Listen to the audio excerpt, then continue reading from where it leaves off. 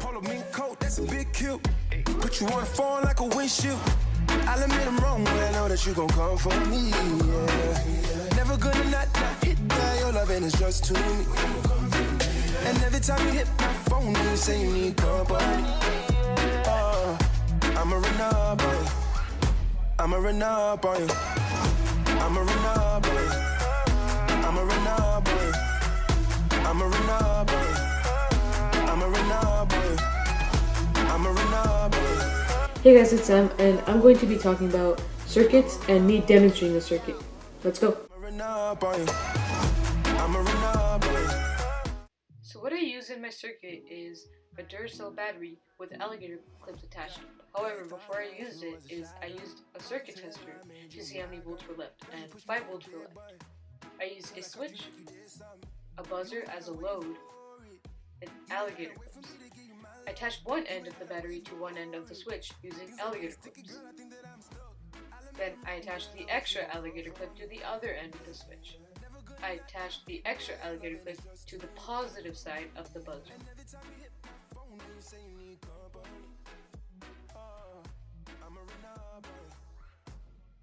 Then I attached the other end of the battery to the other end of the buzzer, which was the negative side, using alligator clips.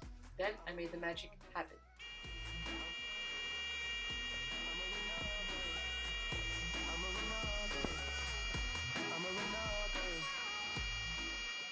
So what happened in that circuit is that electrons flowed through the blue wire using the battery, to the yellow wire using the switch, to the positive side of the buzzer, and out the negative side of the black wire, and repeats itself. And when it closed the switch, the circuit was complete. I used a different device to see what would happen.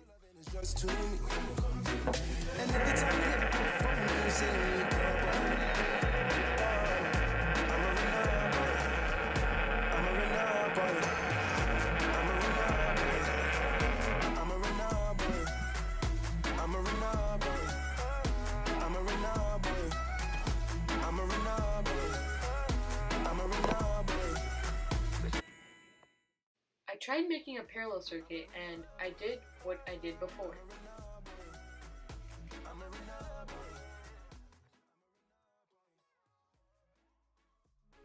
However, unfortunately, the results didn't come right.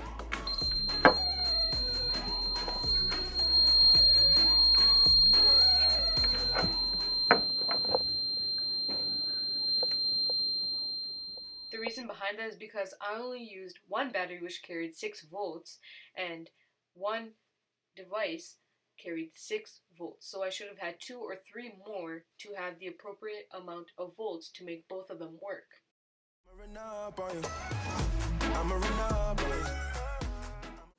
Now here's some facts of circuits. Those tiny particles called electrons are the ones that flow through your circuit.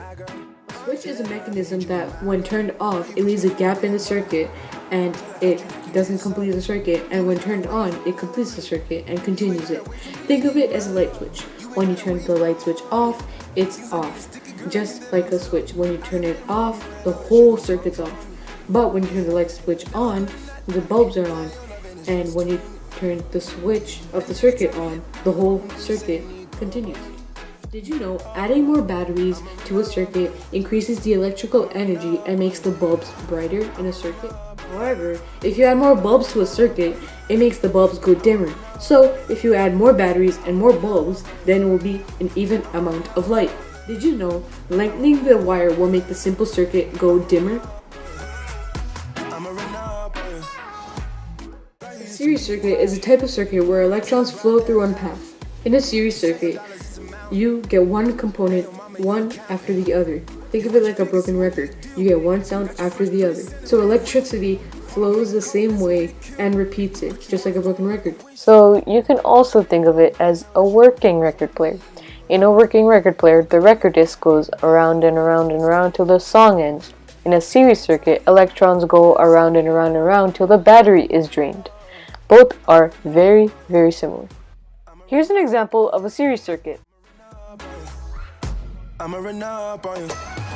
I'ma run up on you. I'ma run up on you. on you. I'ma run up on you.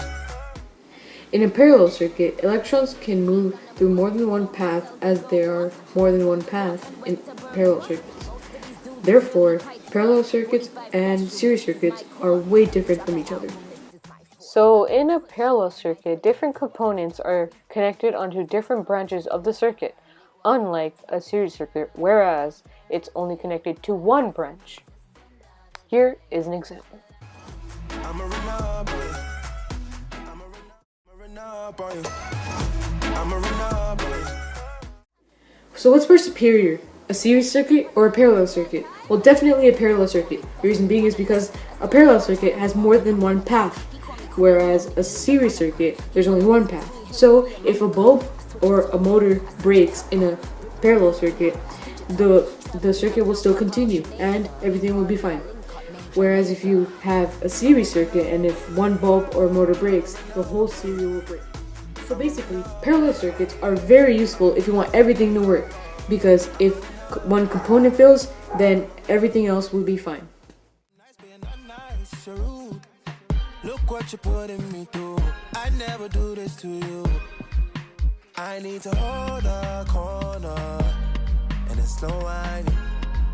One time, I need to hold a corner and it's slow whining. One time, I need to hold a corner and it's slow whining. A battery is very similar to a pump in a water circuit. A pump takes in water at low pressure and does work on it, ejecting at high pressure. A battery takes in charge at low voltage, does work on it, and ejects it at high voltage. So you can see how they're very similar. When the pump, also known as the battery of a water circuit, works, it makes water go through a hose into a box, trigger the water wheel, and back from the other end, and repeat. It's a closed path for water, hence the word water circuit. It is basically like the flow of electrons in a series circuit, but it is water. So water is like the flow of electrons. No kidding. And it's slow whining. One time, I need to hold a corner and it's slow whining. One time. Now here's a list of components that a circuit needs. For an example, a circuit needs a source of energy, like a battery. You know, those things that you keep in your gaming controllers to keep them alive. Specifically, not these ones, as they only carry 1.5 volts. I'm talking about the ones that carry 6 volts or 9 volts, like the one I use in my circuit. However, volt size does vary. For an example, if you're using a Philips light bulb, you need 100 volts. Or if you're like me and you're using a motor, a very small one, or a small buzzer, then you might need about 10 volts, 9 volts, 6 volts. You get the idea. Now the next thing a circuit needs is a conductor, like wire, so that electricity can flow safely and easily through the circuit. Now the next thing a circuit needs is a resistor. You're probably thinking, why? Well, a resistor should be included, but it isn't mandatory, but it is very important and handy. It's because it can limit or regulate the flow of electricity and make it safe. Another thing that you need is an electrical load, like a device, light bulb, buzzer, or motor, and at least one controller, also known as a switch. Many people disagree that switches aren't important. In fact, many people say switches aren't even mandatory. Well, they aren't mandatory, but they're very important. For example, if you use a circuit for your home, like a fan, then a switch is mandatory. For example, if you don't have a switch in the circuit of the fan will just keep going on and on. However, if you do have a switch, you will get to decide whether the fan can be off or on. In this case, it's on. That's the reason why switches are actually important.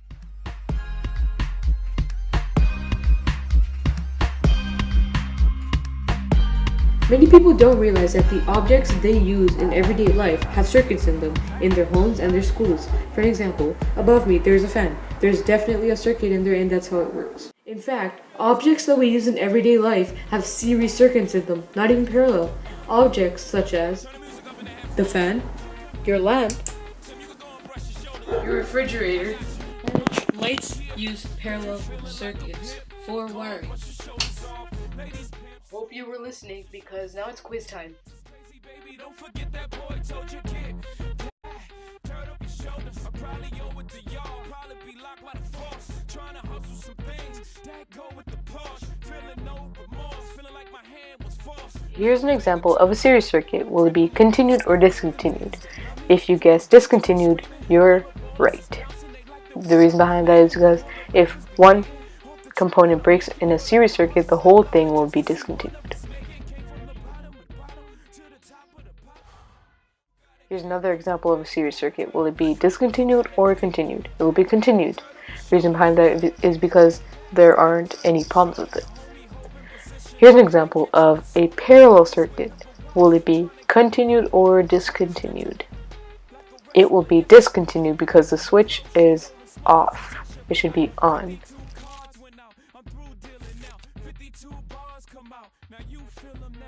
Here's an example of another parallel circuit. Everything seems right, right? Well, it will work. Here's an example of a series circuit. Will it continue or discontinue? Discontinue, because where is the battery?